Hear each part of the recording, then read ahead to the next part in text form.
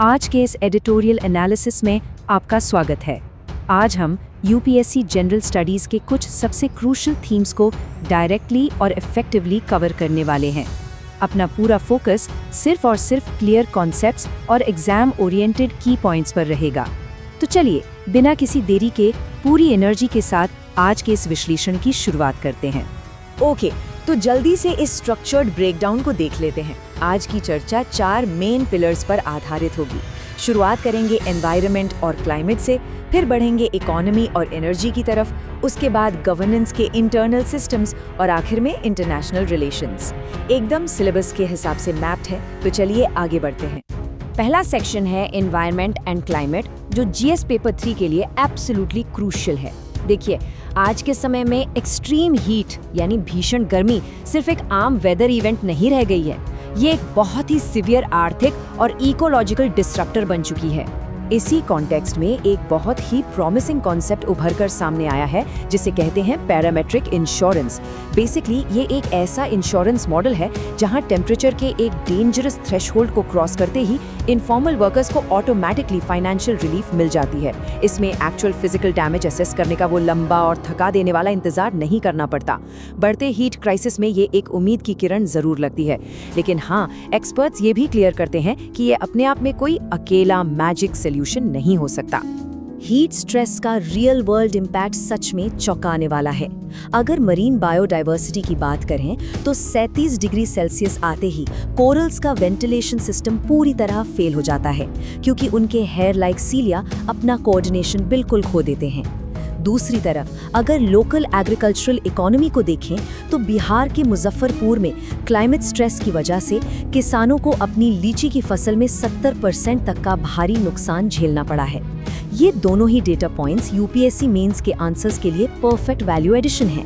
चलिए अब शिफ्ट करते हैं हमारे दूसरे अहम थीम इकोनॉमी एंड एनर्जी पर।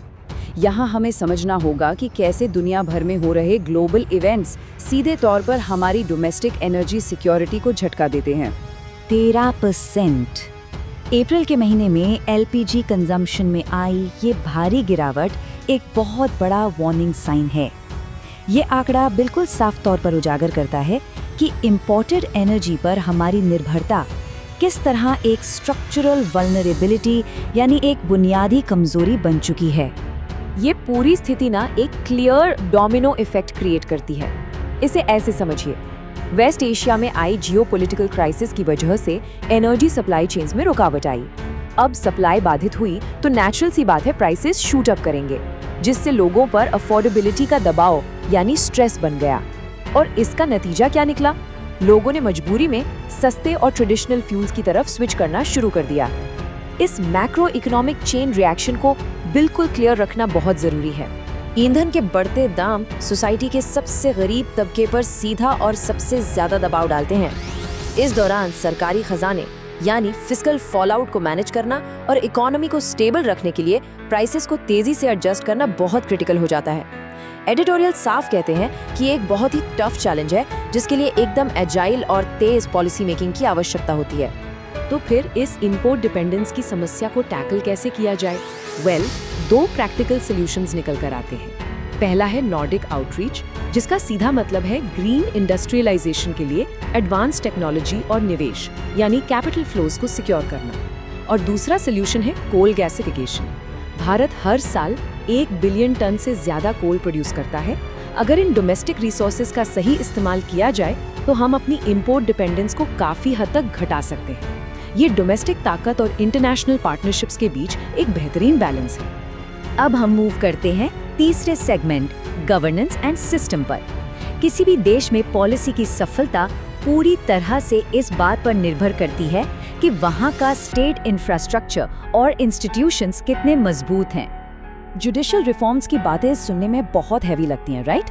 लेकिन इस बेसिक कोड पर ध्यान दीजिए। Judicial efficiency demands better infrastructure. Many court buildings lack basic facilities such as clean toilets, drinking water और डिजिटल इंफॉर्मेशन सिस्टम्स।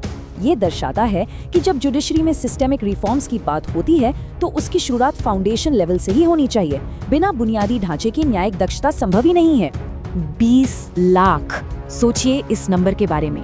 ये संख्या दर्शाती है उन स्टूडेंट्स को जो नीट एग्जाम में बैठते हैं, और वो भी सिर्फ 1,20,000 MBBS सीट्स के लिए।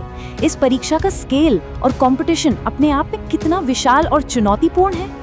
जब लाखों बच्चों का भविष्य दांव पर हो तो नेशनल टेस्टिंग एजेंसी यानी NTA की प्रिपरेशन पूरी तरह फ्लॉलेस होनी चाहिए। एडिटोरियल्स बार-बार हाईलाइट करते हैं कि ऐसे हाई स्टेक्स एग्जाम्स में सिस्टमिक इंटेग्रिटी और रोबस्ट मैनेजमेंट बहुत ही आवश्यक हो जाते हैं। ये उस इमेंस एडमिनिस्ट्रेटिव प्रेशर को दिखाता है जिसके चलते इंस्टीट्यूशनल एफिकेसी लगातार स्क्रूटनी में रहती है। वेलफेयर एडमिनिस्ट्रेशन में एक बहुत ही डीप गैप मौजूद है जिसे यहाँ समझाया गया है। एल्डरली पेंशन स्कीम का मेन मकसद था लॉन्ग टर्म सोशल सिक्योरिटी देना और आत्मनिर्भरता लाना, लेकिन रियलिटी चेक करें तो क्या मिलता है? गरीब बुजुर्ग, विधवाएं और डिसेबल्ड लोग इस पेंशन का ज्यादातर हिस्सा सिर्फ बुनियादी खाने और दवाइयों पर खर्च करने को मजबूर हैं। ये गैप साफ दिखाता है कि देश का वल्नरेबल तबका आज भी किन कठोर आर्थिक सच्चाइयों से जूझ रहा है। अब आते हैं अपने आखिरी सेक्शन पर, इंटरनेशनल रिलेशंस। यहाँ हम पर्सपेक्टिव को थोड़ा और एक्सपैंड करते हैं और उन ग्लोबल टेक्नोलॉजिकल और इकोनॉमिक थ्रेट्स पर फोकस करते हैं जो आने वाले कल का निर्माण कर रहे हैं। IMF ने आर्टिफिशियल इंटेलिजेंस को लेकर एक काफी सीरियस वार्निंग इशू की है। इस टाइमलाइन को समझिए।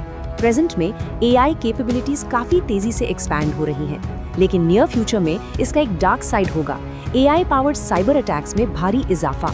मिड टर्म आते आते ये डिजिटल पेमेंट सिस्टम्स की कमजोरियों को उजागर कर देगा, और लॉन्ग टर्म में ये ग्लोबल फाइनेंशियल स्टेबिलिटी के लिए एक डायरेक्ट थ्रेट बन जाएगा। बेसिक आगाही ये है कि AI का ये बूम कहीं ग्लोबल इकोनॉमी की दरारों को तो नहीं छिपा रहा। चलिए आज की ग्लोबल जियोपॉलिटिक्स को शेप कर रहे कुछ अहम मैक्रो ट्रेंड्स को क्विकली समराइज करते हैं। एक तरफ US फेडरल रिजर्व है जो मॉनेटरी पॉलिसी ईजिंग के लगातार पॉलिटिकल प्रेशर का फर्मली विरोध कर रहा है। दूसरी तरफ US चाइना टेंशन्स के बीच बीजिंग और मॉस्को का गठबंधन अभी भी बहुत मजबूत बना हुआ है। और तीसरा सबसे अहम मुद्दा है ट्रेड, जहां घरेलू इंडस्ट्रीज को प्रोटेक्ट करने के लिए लैंडमार्क फ्री ट्रेड अग्रीमेंट्स यानी FTAs को फाइनलाइज करने में होने वाली देरी से हर हाल में बचना होगा।